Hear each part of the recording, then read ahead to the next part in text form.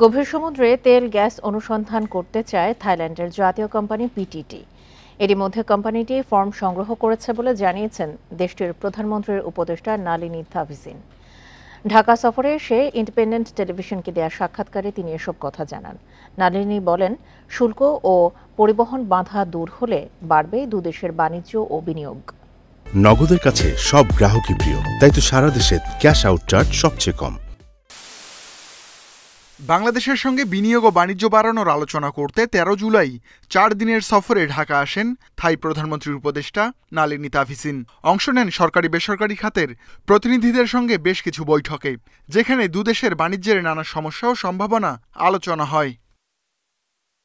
2023 সালে থাইল্যান্ডের সঙ্গে $118 কোটি বাণিজ্য করে বাংলাদেশ, যার $109 কোটি আমদানি আর বাকিটা রপ্তানি। দেশটি থেকে তেল, সিমেন্ট, শিল্পের কাঁচামাল সহ নানা পণ্য আমদানি হয়। বাংলাদেশে খাদ্যপণ্য রপ্তানিরও ভালো সম্ভাবনা দেখছে দেশটি। থাই প্রধানমন্ত্রীর উপদেষ্টা জানান, উচ্চ শুল্কের কারণে বাংলাদেশে থাই পণ্যের দাম অনেক বেশি। এছাড়া সরাসরি জাহাজ না থাকায় পরিবহন খরচও চড়া।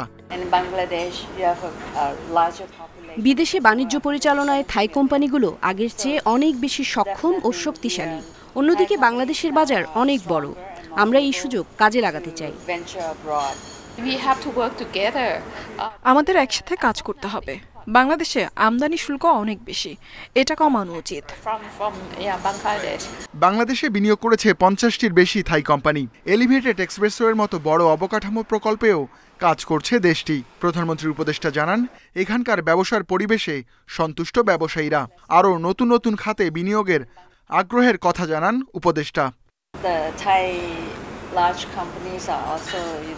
থাইল্যান্ডের অন্যতম বড় কোম্পানি পিটিটি, তারা গভীর সমুদ্রে তেল গ্যাস অনুসন্ধানে অংশ নিতে চায়। এরই মধ্যে তারা কার্যক্রমও শুরু করেছে। গত এপ্রিলে থাইল্যান্ড সফর করেন প্রধানমন্ত্রী শেখ হাসিনা। বাণিজ্য ও বিনিয়োগ বাড়াতে মুক্ত বাণিজ্য চুক্তি করতে সম্মত হন দুই প্রধানমন্ত্রী। নালিনী জানান, আগামী মাসেই শুরু হচ্ছে চুক্তির প্রথম অংশের আলোচনা। Ruhul Amin, independent news, Dhaka.